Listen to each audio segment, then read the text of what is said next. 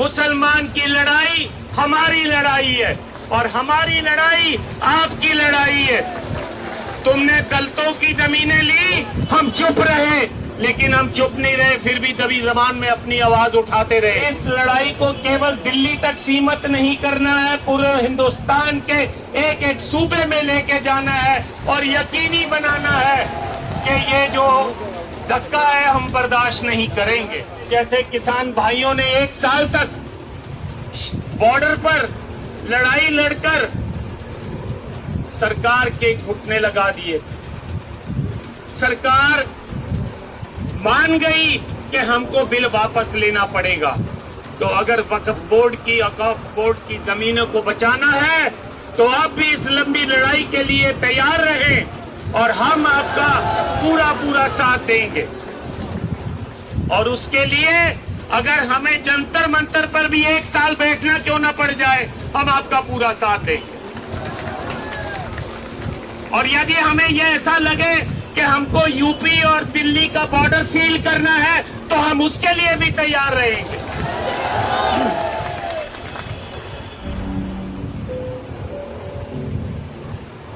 बिस्मिल्लाहिर्रहमानिर्रहीम। मंच पर मुस्लिम जगत के धार्मिक और सियासी आगू साहिबान और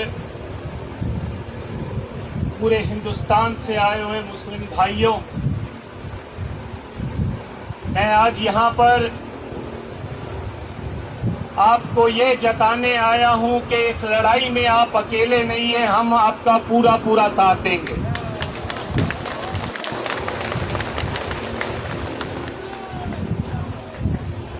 हिंदुस्तान की सरकार कोई भी हो, उसकी हमेशा ये कोशिश रही है कि मुसलमानों को, सिखों को, ईसाइयों को, सबको अक़लियतों के रूप में वो इकट्ठा कर अलग अलग करके तो अपनी लड़ाई जो लड़े। आज आपकी ताकत को देखते हुए एक और बड़े मुहाज की आज आप नींव रख रहे हैं कि हम अक़लियत नहीं है, हम मेजॉरिटी है। और ये तब मुमकिन हो सकता है जब हमारी लड़ाई आपकी हो और आपकी लड़ाई हमारी हो। ये तब हो सकता है जब वक्फ बोर्ड की जमीनें अगर बिहार में उठाई जाती हैं या कोई धक्का किया जाता है या यूपी में किया जाता है तो पंजाब में से मुसलमान और सिख भाई वहां जाकर लड़ाई लड़े और अपनी जो है उनको बताएं कि ये हम बर्दाश्त नहीं करेंगे। और मैं आपको ये बताना चाहता हूं, ये फितरत में है। बिहार में पटना साहिब हमारी वो मुकद्दस जगह है जहां पर 10वें गुरु गोविंद सिंह जी ने जन्म लिया था, प्रकाश हुआ था उनका। वहां की जमीनें भी डिस्ट्रिक्ट जज के अधीन है। आधी से ज्यादा जमीनें 1956 से लेकर आज तक छीन ली गई हैं। इसी तरह नांदेड़ में आधे से ज्यादा नांदेड़ शहर हमको निजाम हैदराबाद ने महाराजा रंजीत सिंह के काम से खुश होकर तखत हजूर साहब को वो जमीन दी थी। उस नांदेड़ शहर की आधा से ज्यादा जमीन जो है महाराष्ट्र की सरकार ने कब्जा किया हुआ है। पिछले 12 सालों से चुनाव नहीं होने दे रहे हैं और उनका पूरा मंसूबा है कि हमने जो है उस कमेटी के ऊपर अपनी जो है हुकूमत चलानी है। तो मेरा आपसे यही कहना है कि वक्फ बोर्ड की जमीन गरीब की जमीन है। वक्फ बोर्ड की जमीन धार्मिक बंदे की जमीन है जिसने दसवंध दिया, कहा भी चलो मेरे दादा दुनिया छोड़ गए हैं, उनकी याद में मैं थोड़ी सी जमीन देता हूं जहां पर कोई मदरसा खुल सके, जहां पर कोई अस्पताल बन सके। लेकिन सरकार को ये मंजूर नहीं है। सरकार आपका टेस्ट ले रही है, आपको इस टेस्ट में पास होना है और इस लड़ाई को केवल दिल्ली तक सीमित नहीं करना है, पूरे हिंदुस्तान के एक एक सूबे में लेके जाना है और यकीनी बनाना है कि ये जो धक्का है हम बर्दाश्त नहीं करेंगे। मेरी आपसे गुजारिश है, डॉक्टर इलियास साहब से, बाकी सारे जो सज्जन यहाँ पर बैठे हैं उनसे भी इसको केवल एक दिन का धरना मत बनाओ। मैंने इनकी जो वीडियो टॉक सुनी है, इसमें इन्होंने कहा है कि जैसे किसान भाइयों ने 1 साल तक बॉर्डर पर लड़ाई लड़कर सरकार के घुटने लगा दिए। सरकार मान गई कि हमको बिल वापस लेना पड़ेगा।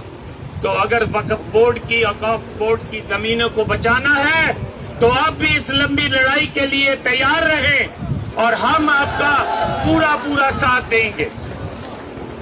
और उसके लिए अगर हमें जंतर मंतर पर भी 1 साल बैठना क्यों ना पड़ जाए, हम आपका पूरा साथ देंगे। और यदि हमें यह ऐसा लगे कि हमको यूपी और दिल्ली का बॉर्डर सील करना है तो हम उसके लिए भी तैयार रहेंगे। ये रीजनल लड़ाई नहीं है, ये धार्मिक लड़ाई है। और धार्मिक लड़ाई धार्मिक जज्बे से ही लड़ी जा सकती है। तो आओ, हम आपका पूरा साथ देंगे। आप यकीनी बनाओ कि आप साथ लें। अगला मोर्चा अगर जरूरत पड़े तो मलेरकोटले में लगाओ, लुधियाना में लगाओ, और सारे हिंदुस्तान से जो मुसलमान भाई है वहां पर आए, और हम सिख भाई जो हैं वो भी रल मिलकर आपका पूरा वहां साथ देंगे।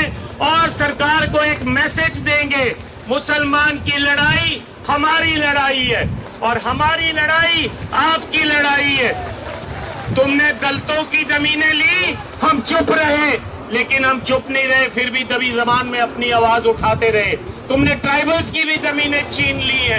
तुमने बंबई के आसपास, बंबई से लेकर पुणे तक जितनी भी जमीनें हैं ट्राइबल्स की, वो भी छीन ली हैं।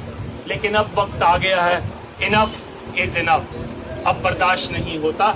अब हम सब रल मिलकर हम ये यकीनी बनाएंगे कि अपनी जमीनें बचाएंगे। एक बार फिर पूरे जोश के साथ, जैसे सब आप इकट्ठे हो, बोलिए आप मेरे साथ, वक्फ बिल वापस लो, वक्फ बिल वापस लो, वक्फ बिल वापस लो। मुस्लिम, सिख, दलित, ट्राइबल एकता जिंदाबाद। मुस्लिम, सिख, ईसाई, दलित, ट्राइबल, बहुजन समाज एकता जिंदाबाद। इस आस के साथ कि हम इस लड़ाई को जरूर जीतेंगे, एक बार फिर अंत में आप ही का नारा, नाराए तकबीर। तासुर ये दिया जा रहा है कि ये मुसलमानों का मामला है। हालांकि सच्चाई ये है कि ये मुसलमानों का मामला नहीं है, सिर्फ मुसलमानों का तो है ही है, लेकिन सिर्फ मुसलमानों का नहीं है, बल्कि ये मुल्क के दस्तूर का मामला है। इस मुल्क के दस्तूर साजों ने, मॉडर्न इंडिया के जो आर्किटेक्ट थे, उन्होंने जो खाका बनाया था इस मुल्क का, उसको ये लोग तोड़ देना चाहते हैं। तोड़ने की सिमत में चल रहे हैं। हमारे घरों में बिल्डोजर चल रहे हैं, मस्जिदों और मदरसों में बिल्डोजर चल रहे हैं, और अब ये वक्फ एक्ट के जरिए से भारत के दस्तूर पर, संविधान पर बिल्डोजर चलाया जा रहा है, चलाने की कोशिश हो रही है। तो मैं इसकी मुखालिफत तो हर हाल में करनी है, लेकिन आगे का लाहेअमल क्या होगा, आगे कैसे किया जाएगा, ये लड़ाई कैसे लड़ी जाएगी। जैसा कि सब लोगों ने कहा कि ये शुरुआत है, तो जब किसी चीज की शुरुआत इतनी खूबसूरत हो तो उसकी जवानी और उसका शबाब कितना खूबसूरत होगा। मुझे हमारे सिख समाज के जिम्मेदार, मैं उनको मुबारकबाद देना चाहता हूँ, और यकीनन ये लड़ाई सब लोगों की है, और अगर इस लड़ाई को अकेले अकेले लड़ा जाएगा तो हो सकता है थोड़ी दिन के लिए वो जीत जाए। लेकिन एक बात का यकीन है, मैं अपने मुसलमानों से, फिक्रमंद सिटीजन से भारत के जो लोग चिंता में है कि ये भारत जा क्या रहा, कहाँ रहा है, बनाया क्या जा रहा है। ये जो मेजोरिटोरियन स्टेट बनाने की कोशिश हो रही है, इसका बेहतरीन जवाब है जो इन्होंने कहा है कि यह अक़लियतों की अक्सरियत का मुल्क है।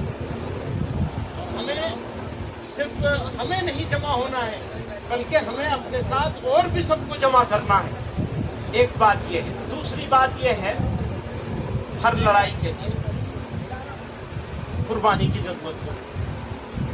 आप लड़ाई लड़ेंगे और आराम से बैठे रहेंगे, काम नहीं होगा। और जो बात उन्होंने कही, इन्होंने कही कि बस इनफ, बहुत हो गया, कुर्बानी देने के लिए हमें तैयार होना चाहिए। मैं मेहमानों का वक्त नहीं लूँगा, मैं तो अंदर का आदमी मेहमान नहीं हूँ। बहुत सारे मेहमान यहाँ मौजूद हैं, तो मैं एक शेर पे अपनी बात ख़त्म करना चाहता हूँ। ये आगे का अज़्म है हमारा। थोड़ी तकलीफ़ें रसन, कलीम आजिज़ मरहूम ने कहा था, थोड़ी तकलीफ़ें रसन फिर थोड़ी सी तकलीफ़ें दार। रसन कहते हैं जेल को। तो अब सिर्फ सड़क से काम नहीं चलेगा। थोड़ी तकलीफ़ें रसन फिर थोड़ी सी तकलीफ़ें दार, उसके बाद है दोस्तों आराम ही आराम।